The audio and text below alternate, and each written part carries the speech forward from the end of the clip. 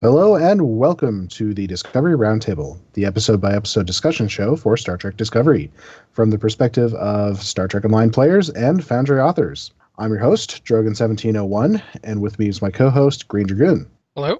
And our guest, we will welcome back PaxFederatica. Hello again, everyone. Happy to have you here. We are going to talk about, actually, we're a little bit late in the game because real life comes at you fast, as they say. So we're quite a few weeks out from the finale of season 1 of Star Trek Discovery.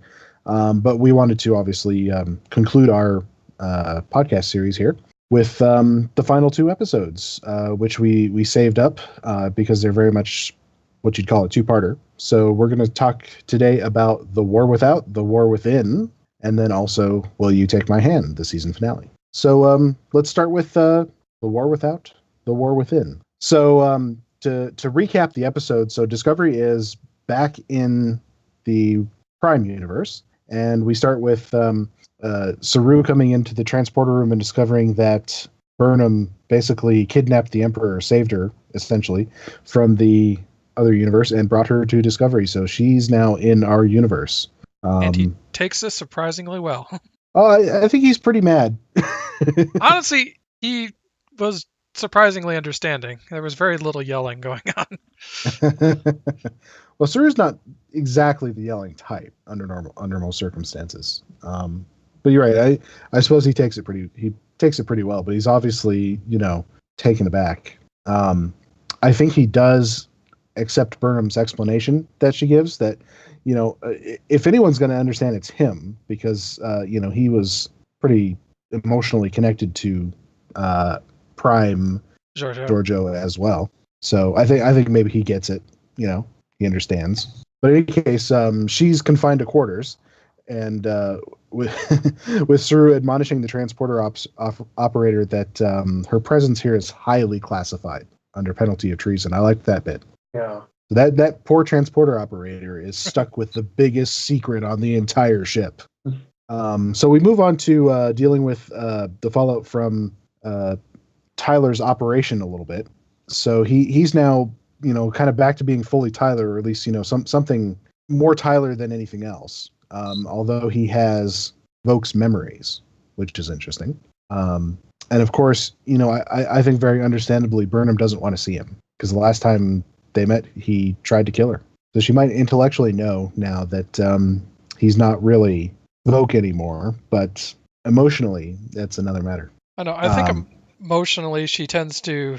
I don't think she has as much experience dealing with her emotions, and so she tends to be a bit reactionary when it comes to strong emotions. Yeah, I think she addresses that a little bit, actually, in the next episode, but we'll get to that later.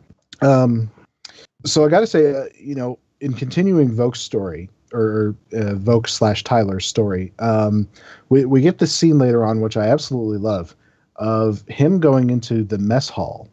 This is after he has another very natural confrontation with Stamets. He goes into the mess hall. Well. Yeah, who also takes it pretty well.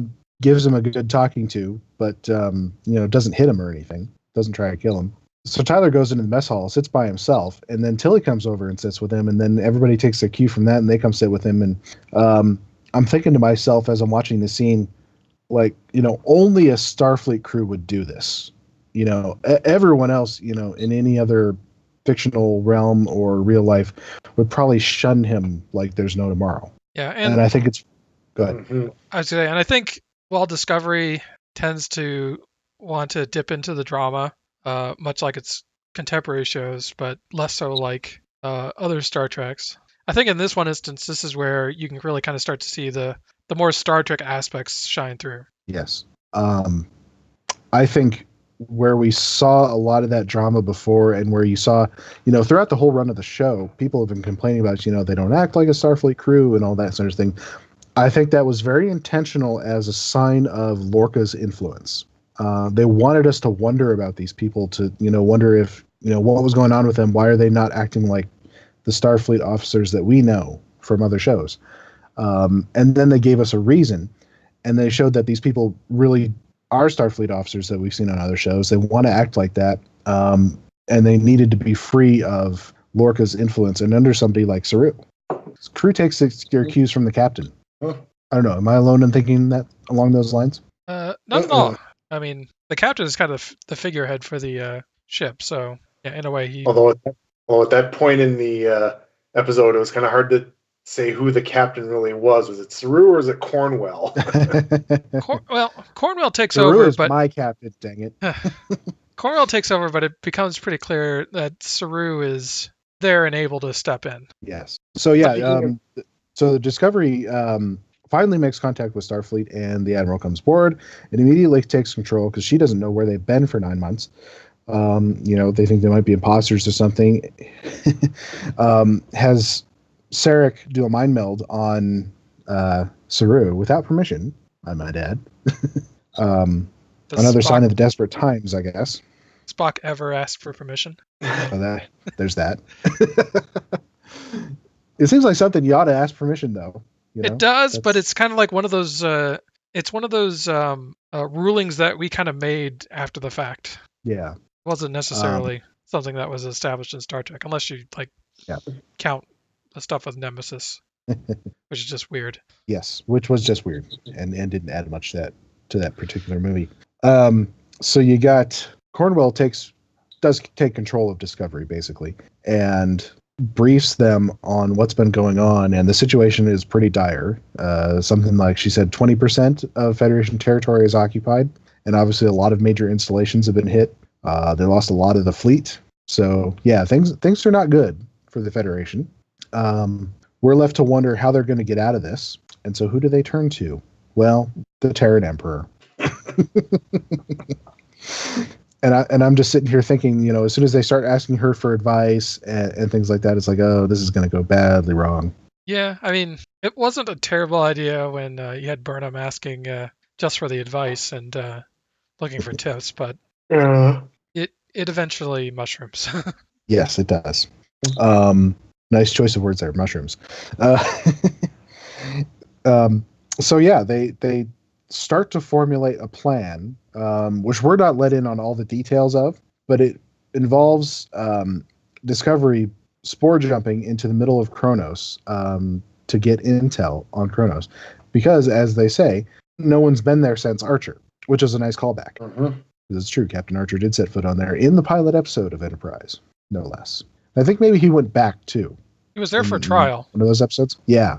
He was back for that episode where they completely copied Star Trek 6, but it's Star Trek, so you can copy itself, right? It's okay. It's not plagiarism when you copy yourself. It's, what do they say in Star Trek? Or in Star Wars? It rhymes. But the problem with this crazy plan is they're out of spores. So part of the kind of climax of this episode is a really beautiful scene where they basically have to speed grow some spores on this planet. Some really nifty special effects there to do that. I thought one of the best sequences in the series so far. I don't know what you guys thought. Oh yeah, that did look pretty cool. It was definitely an opportunity to have Stamets look and wonder. Have everybody look and wonder, really. As he said, you guys are in for a show. I know a lot of people kind of like to look at this as like foreshadowing the Genesis device. Not quite sure that works. I mean, they've already kind of established that the spores can grow quickly or regrow quickly. I wonder, it never really defined what protomatter actually is. It could be related to the spores, mycelial network. I don't know. Whatever you imagine it to be. Well, whatever obviously it's needed to be for any particular episode. Exactly. It's come up in Stowe recently, of course, with the Zenkethi arc, the making protomatter bombs.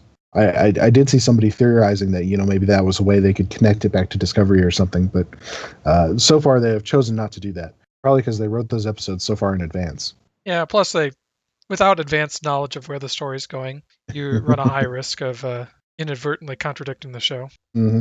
So speaking of contradictions, one scene in this episode involves they're trying to go to Starbase 1 and then find it there to be basically overrun by the Klingons, heavily damaged, not quite destroyed, but that.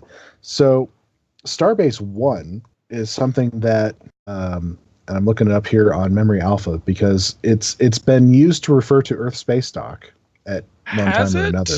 Has it? Is that something we all just assumed? Just assumed, perhaps. And sometimes these things are like non-canon sources. Yeah. The weird thing was this. They're saying that this is on the outer reaches of Sector 001, but it was orbiting an Earth-like planet. What was that all about? Yeah, that was quite strange because he says it's 100 AUs from Earth, which is still basically within our solar system, from my understanding of the distance of things.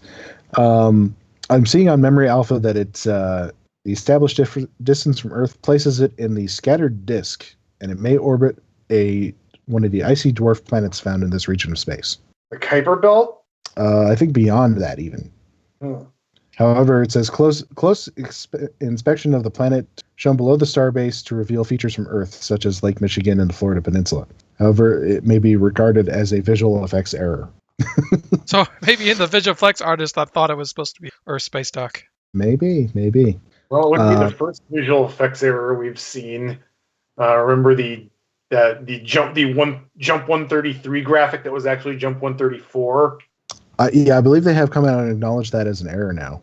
Well, I mean, Star Trek, any Star Trek isn't above weird glitches and errors and stuff. Certainly not. Lest I ask the size of the Defiant. Oh, yes. Interestingly enough, starship size. The Starbase 1 for the Kelvin timeline on a Memory Alpha is listed as the base orbiting Earth, where they all get on their ships. Exactly. So I don't know, and also another non-canon source, which is Federation, the first 150 years. Starbase 1 is depicted as a ground installation, and the first one that Earth built outside the solar system. When it started to, as they were getting towards becoming the United Federation of Planets.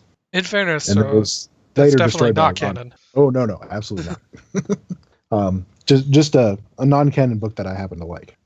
So it did provide a good reference, though, to later Star Treks, which is the house that took over Starbase 1 is House Dagor, which is, let's see here. And remind myself which actually one this is.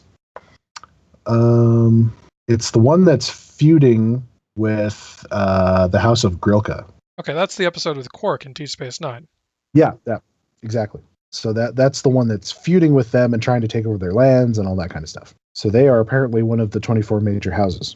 Although who knows, that could change by the time it gets to Deep Space Nine, because you get the impression that maybe these guys in Deep Space Nine are not one of the major houses. I mean, plus with all the infighting that goes on in the Empire, there's a lot of, shall we say, promotion and relegation going on between great and less houses. Oh, I bet. Because I mean, this is it's about 100 years later, so a lot can change. A lot can change in 10 years, as we see. So let's see. Overall thoughts on this episode. It's like we've said about some previous episodes. It's a lot of setup. It's a lot of here's where we are and developing the plan. Or at least as much of the plan as they want to let the audience in on. And of course, we end off with the cliffhanger of Cornwell putting Emperor's Giorgio in command, pretending to be Prime Giorgio, and we're all looking at our screen saying, "This is a really, really stupid idea." Yes, this will blow up in your face. Even though with that development, the series kind of came full circle with Burnham, Giorgio, and the Klingons. Oh yes. The series began with Burnham committing a mutiny after her proposal to strike against the Klingons got rebuffed, and now Giorgio, the mirror version, is actually doing that. Is actually doing what Prime Giorgio had rejected. Yeah, and I have no doubt that was why they set it up the way they did. Yeah, I mean, I was concerned at the beginning of the show after the first two episodes that they really weren't getting enough out of having such a cool star as Michelle Yeoh on the show, but obviously they did in a very roundabout way, but a very cool way, I thought. But yeah, I mean, we're definitely all screaming at the screen at this point. It's like, this is going to blow up in your face. How can you possibly trust her? as we find out in the next episode. So let's move on to the next episode. Will You Take My Hand? Which starts off immediately with Emperor Giorgio not playing the part. Yeah, she's kind of terrible at it. He's not blending in. Talking about Kelpians in a very suggestive way, as food. and then Burnham, basically throwing essentially the same back at her, which I thought was interesting. The person who knows who she is really is throwing this back at her in a way that is going to make the crew second guess her, maybe. Although that doesn't quite come to pass, but still, it's nice that she immediately gets called out on it by Giorgio, though. It was some James Bond-esque wordplay. It was fun though to see them throwing barbs back and forth at each other. So one of the first things, of course, she does is she goes and tortures Laurel, just beats the crap out of her, which doesn't really do anything. Doesn't get the intel that she needs about the Klingon homeworld, because they basically need to find a network of volcanoes. They can't from the cave that they're going to jump into. They can't get to this network of dormant volcanoes. So they're going to have to go to the surface. They're going to have to send a landing party to find Fisher to send a drone into. But luckily, they have another source of intel on the ship, which is Tyler, who's trying to reclaim something of himself, of the Tyler identity, by sitting in his room alone tying knots. But whatever works for you. I think he says it kind of relates back to his childhood. Mm-hmm. But he has exactly the intel they need, which is nice. So they can execute their plan. So we get a really neat scene of the Discovery jumping into the Klingon planet, which I can think of 1,000 ways that could go wrong. Yeah.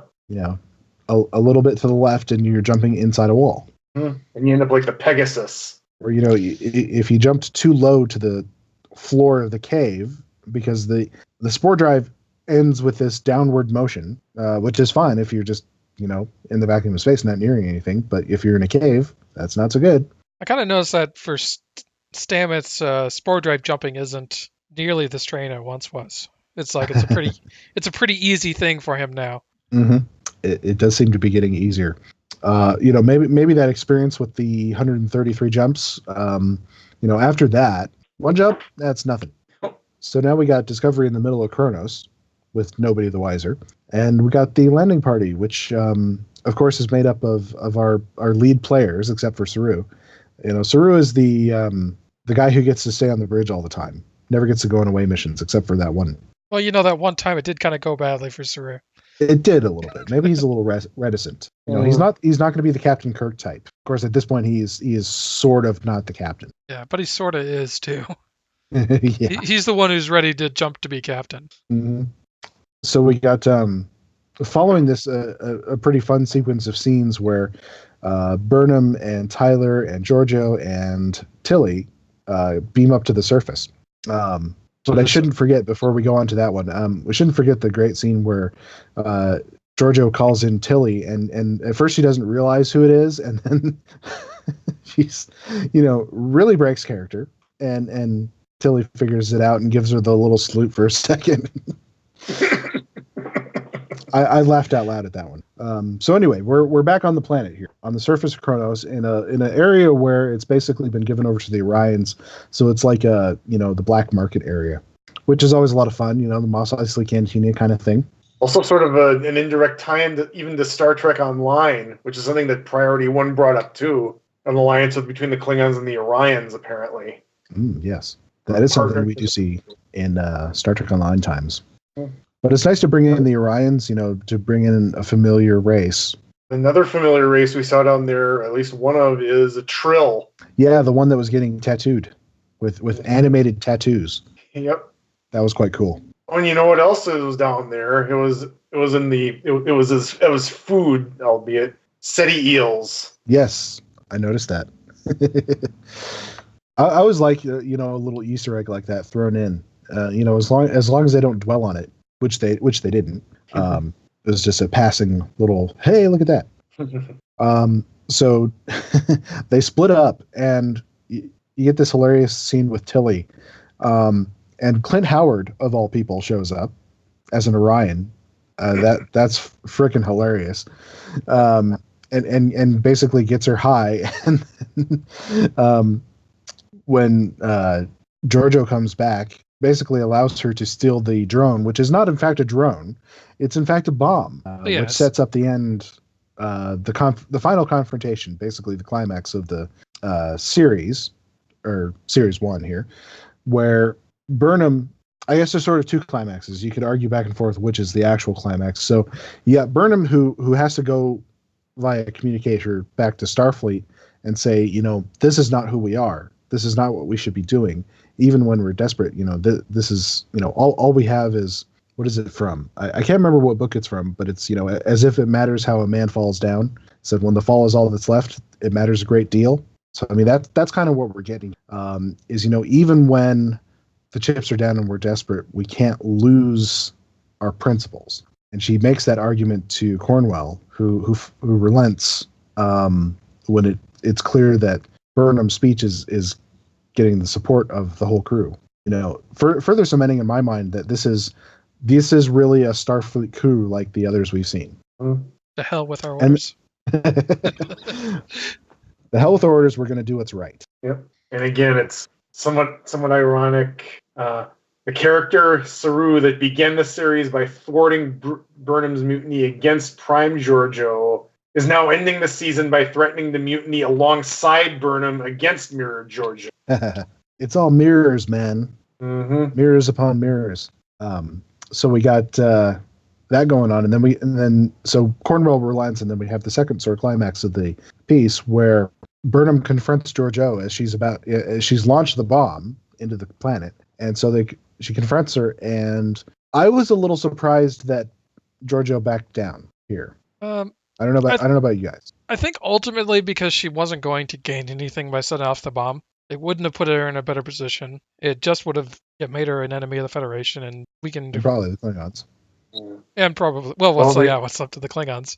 It's like, so at that point, the only reason to press the bomb is for the sake of it, because to kill Klingons. And I mean, at that point, does it really matter? Yeah, that's probably not to her advantage at that point. Well, I will fully admit her relenting is kind of a surprisingly anticlimactic ending to the situation. It is the one that probably makes the most sense. It's the most Star Trek of endings, I would say, where they don't end things with a fist fight or something like that. It's, someone else talks somebody down from doing something they shouldn't do. Like after the previous episode, it kind of reminded me of the 2-part DS9 episode, Favor the Bold and Sacrifice of Angels, which was kind of the end of the first chapter of the Dominion War, and Favor the Bold was the big setup. Was again another setup episode, and Sacrifice of Angels was the big action sequence episode following up on that. So I kind of went into this finale kind of expecting another big action episode full of fireworks, and I was a bit surprised by what we ended up getting here. Yeah. I absolutely agree. Yeah, I expected and was a little fearful that it would be a much darker ending. But no, I mean it's not an action episode, unless you count Tyler shoving some people while playing a game. A Klingon game, of course, is going to involve shoving. Totally, totally fits. Actually, that's something I'd kind of like to see in Stowe. That Klingon game. They should put that on in the first city somewhere. You can make it a gambling, sort of like their version of Dabo. You can play it with Gold Press Latinum. There you go. You kidding? We're still waiting on poker. Yeah. So once Giorgio backs down, then you have she brings in Laurel and says, "Okay, I'm going to give you the trigger to this bomb, and basically you can end the war by holding your planet hostage," which was certainly not anything that I was expecting as a way to end the war. Yeah, I mean, I'm a little surprised that the houses believed that she actually had the bomb, and that things would have resolved that quickly. Mm-hmm. Well, I mean, we're not necessarily given a time frame as far as that last scene with her taking or attempting to take over. So it's hard to say. how long it would take for something like that to happen, and whether she'd really be that successful. It does leave things a little bit unsettled as far as the Klingons go, which is fine, I think, for how we find things in the TOS, 10 years later, where things are not particularly friendly still between the Klingons and the Federation. Yeah, and honestly, in TOS, we get almost no look at to what Klingon society looks like, so...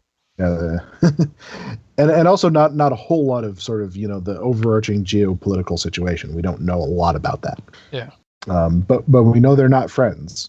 But a lot of the people that you would see on the Enterprise might be veterans of this war. Not the younger guys like Chekhov, but Kirk certainly. Scotty.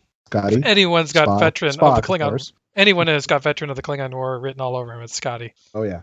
It lends something interesting to that confrontation he has in the bar in Trouble with Tribbles. If he had gone through this war. Well, he obviously wouldn't have been serving on the Enterprise at that point. No. So speaking of the Enterprise, let's move on to that. the big thing at the end of this episode. So we've had the resolution. We've had, Burnham having her treason conviction or mutiny conviction overturned or pardoned by the Federation president. Expunged. Which is nice. It was expunged. Which means it's no longer on the record. Yes. Which leaves that Spock's comment from the Tholian web intact. There's no record of a mutiny in Starfleet history. He still ignores his own mutiny, but that's okay. In the menagerie. Yes. But we won't judge. If you're looking for 100% continuity in Star Trek, you are barking up the wrong tree. So yeah, we have some nice scenes with Burnham and her family. You notice that Sarek finally calls her his daughter. I don't think he ever did that throughout the whole show until that scene. Though I should point out they kind of overdid Paris, the Paris skyline, in my opinion. It felt like they just took the Eiffel Tower and dropped it in the middle of Coruscant.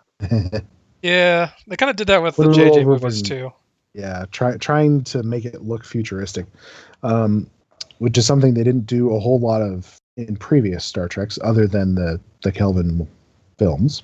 I mean, you got a few shots. Usually they just add a couple of extra buildings and maybe an air tram. Something like that. But then again, obviously we can do more of that now. It's easier to do these things with CGI. So, it's one of those things where, you could say, oh, it always looked like that. We just now have the budget to show it. Yeah. I mean, that's kind of the perspective I've often taken for Discovery is like, yeah, they're visually rebooting a lot of things. But at the same time, I mean, if TOS could have actually had like modern technology and budget, would they have produced what they did, or would they have gone with something nicer? Yeah. We will never know until someone invents time travel. Yeah, well, I mean, yeah, and it's not the first visual reboot. Klingons have been rebooted a couple of times. Heck, Trill got redesigned between TNG and DS9. The Borg got redesigned too. Mm-hmm. Borg got visually bumped up for First Contact. Yeah, so Star Trek, it has a long history of kind of reinventing itself visually as time progresses and and I think that's perfectly something it should do. It shouldn't just trap itself in what came before, which leads us to something that came before. As we're going to the end of this episode here, so they're going to Vulcan to pick up the new captain. And they pointedly do not say who that is. Wait, did they say that they were actually going to pick up a new captain? Yes, that is. I thought they were just dropping off Sarek or something. Nope. They're going to Vulcan to pick up their new captain. But along the way, they receive a distress call, which is quite garbled, but we see it's from NCC 1701. And then they say, oh, we have a call from Captain Pike coming in. And lo and behold, who should fly up to meet Discovery but the Enterprise? A very interesting looking Enterprise. Yeah, it's gotten a little bit of a visual refresh. Yes. What did you guys think of that? In the closing credits instead of the regular theme. I personally liked it. I mean, it obviously kind of it still mostly looks like the Enterprise. Obviously, it borrows the thrustback struts from the refit. Mm-hmm. It's a little bit more sleek, a little bit sleeker. It's got the glowing warp grills, which was not a thing that was really huge till TNG. It's got sort of more detail to the hull paneling. Yeah. I mean, I personally really like it. I think it is one of those things where, this could have been how it would look if it had the the techniques and the design things that we have today. One of the little cool touches I saw was the back of the warp nacelles have the grills, which was a feature on the original studio model for the pilot or for the cage. That's right. Which then got redesigned and they redid it, and then it had those little bulbs in the back. Which is actually one of the cosmetic options that we have in Star Trek Online is that original model. I think Thomas labeled it as like the Constellation Beta or something like that. Yeah, and it's funny because the TOS, the TV show, and I know you don't really see it with the remastered version because they redid all the effects. But if you watch the original version, they'll often bounce back and forth between the two models because they keep reusing footage from that they shot for the pilot. Because effects are expensive. Oh and yeah. You'll get some shots where you can see the nacelles that have the grill and the little spike on the front of the Bassard collectors, and then other ones where it's the newer model and they just switch back and forth like it's nothing. How funny. There's a subject for visual inconsistency. I think all right. One of the features of the remastered TOS Blu-rays is I think they include the original versions without the enhanced effects. Trying to think if they do, because I don't have the Blu-ray version. I have the ones that are on one side it's regular DVD and the other side it's HD DVD, which of course lost out the battle to Blu-ray. So that tells you about when I bought them. So I don't know if that version has both, but probably the Blu-ray probably does because it's a lot of storage space, a lot of storage capacity there. Yeah. So it's kind of fun going back. I like the remastered because they look pretty good.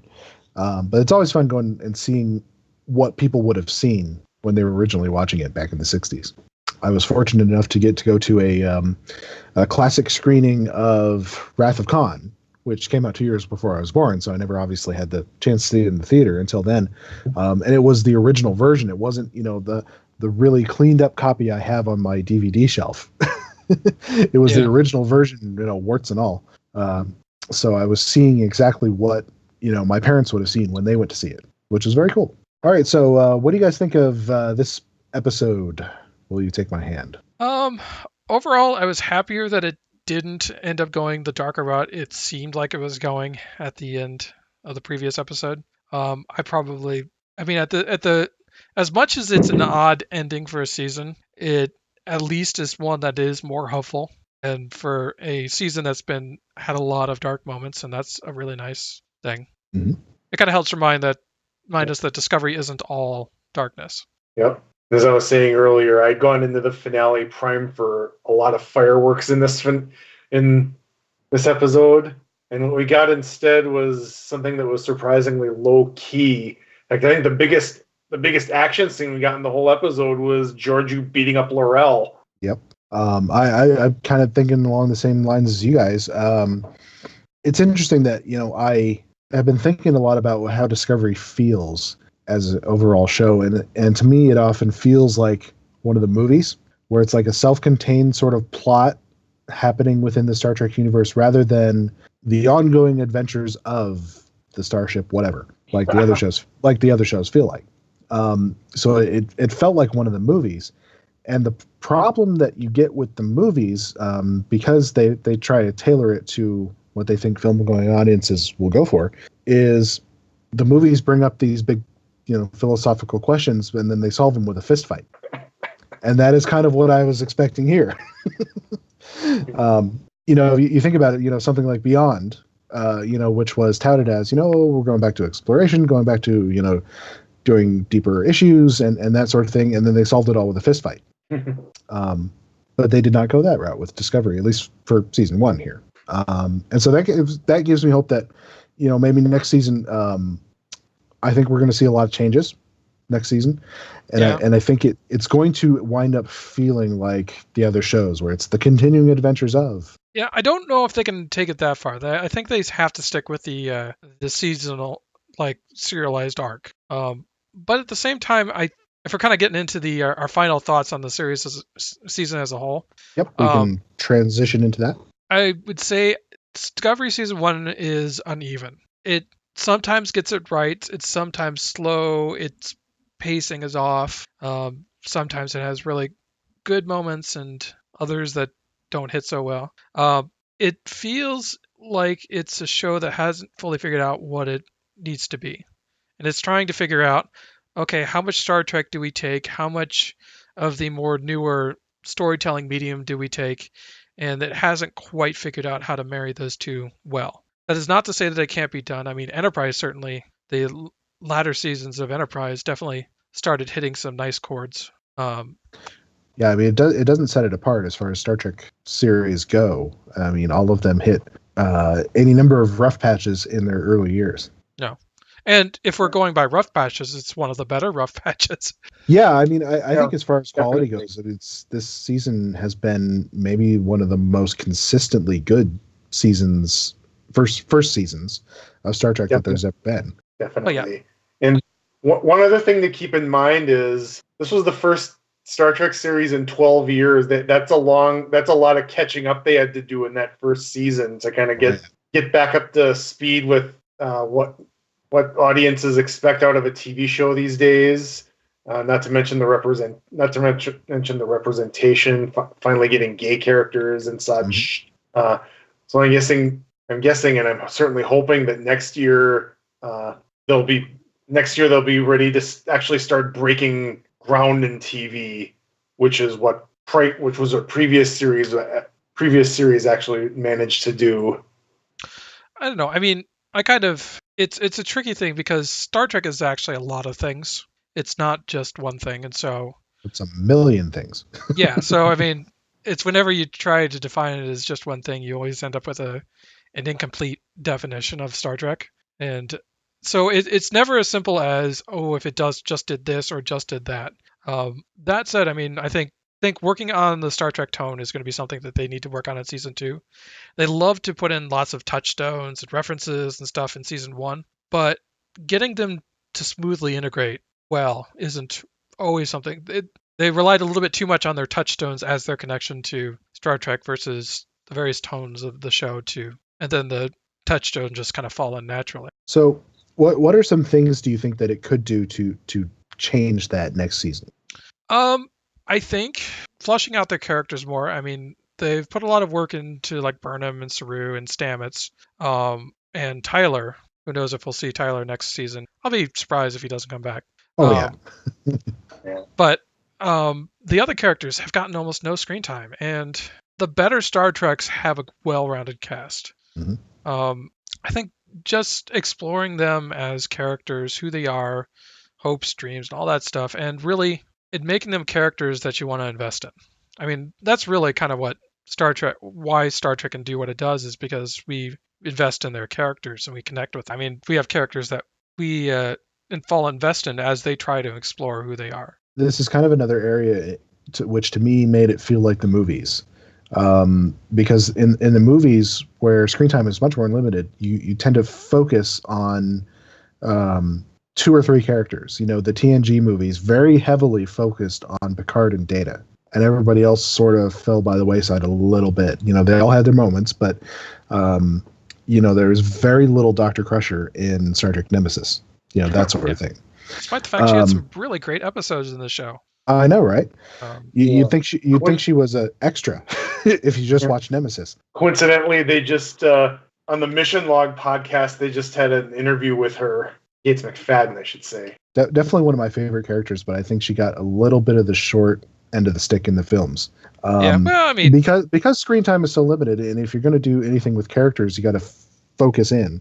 And they picked Picard and Data, which is not bad choices for sure. Well, I mean, they're fan favorites, so I mean, absolutely, I'm sure there was a lot of pressure to focus on them.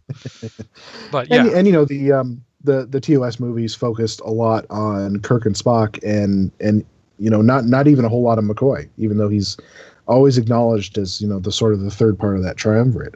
So and this felt a little bit like that. They focused really heavily on Burnham and Tyler, and I would say probably Lorca as well.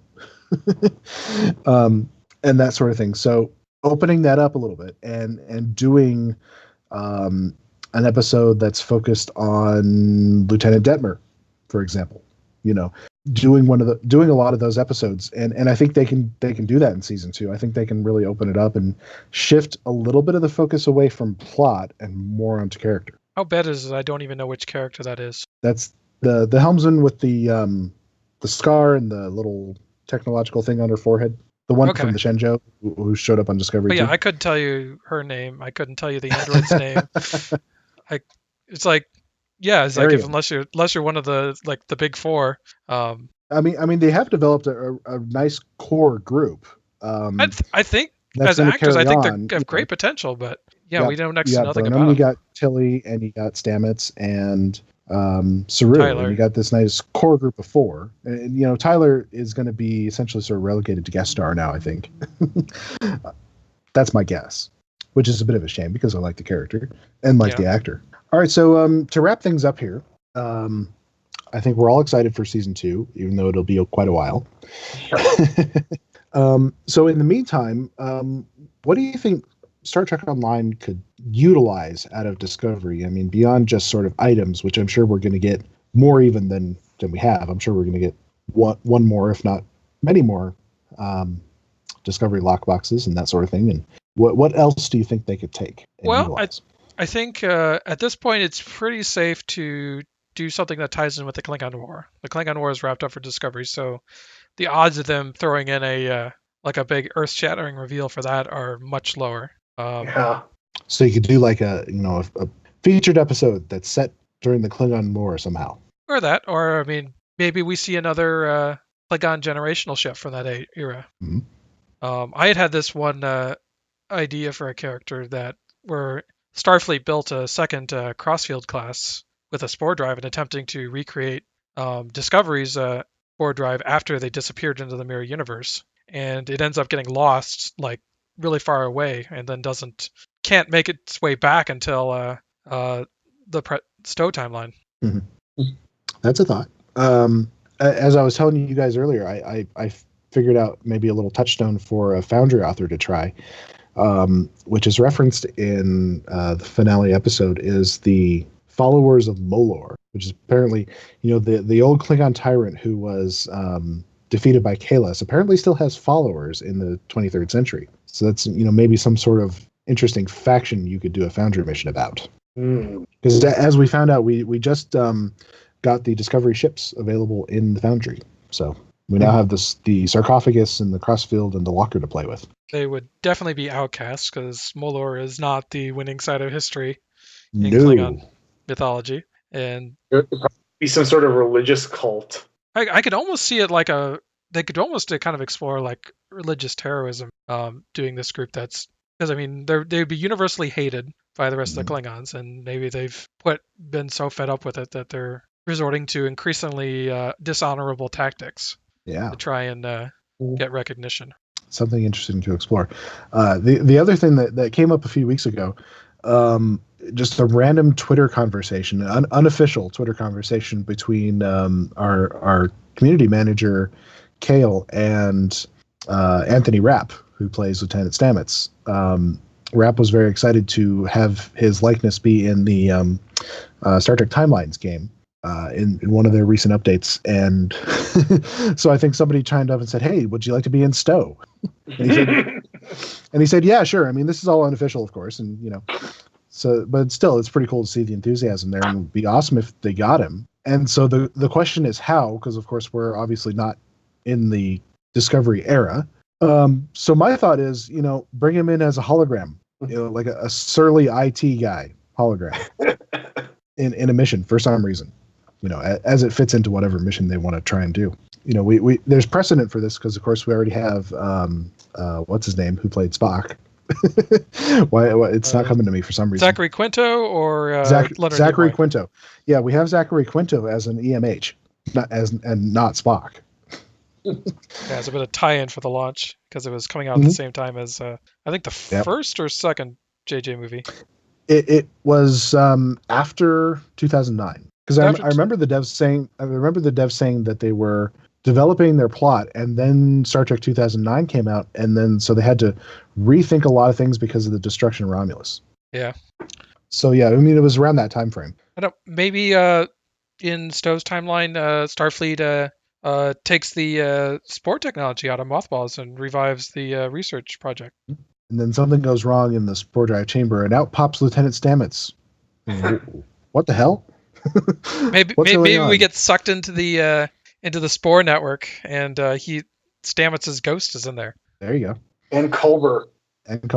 That'd be pretty cool. Oh, we haven't gotten Culber yet, but it was kind of funny to watch Ambassador Kill like quick run. Wait, let me go get the person who can sign contracts. Get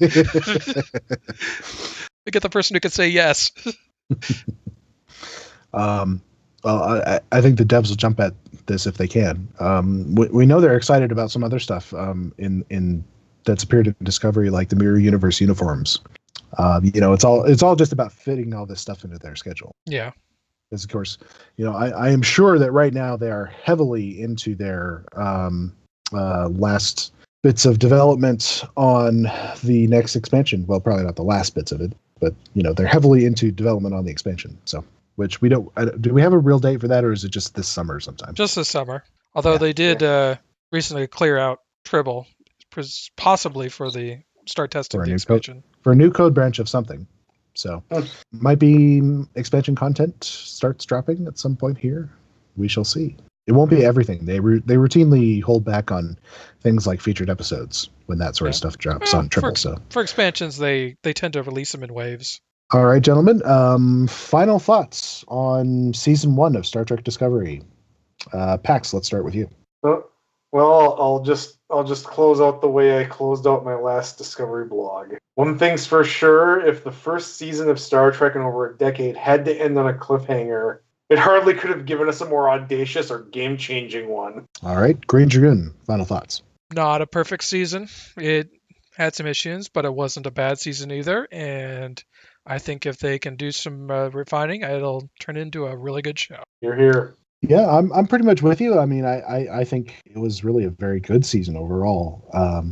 And if this is the level that we're starting at, I think it's only going to go up from here, and that's going to be fantastic. Uh-huh.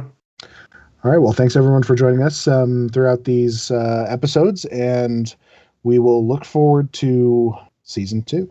Yep. So until then, enjoy the final frontier. Take care, everyone. Good night. See you in 2019. That's sooner.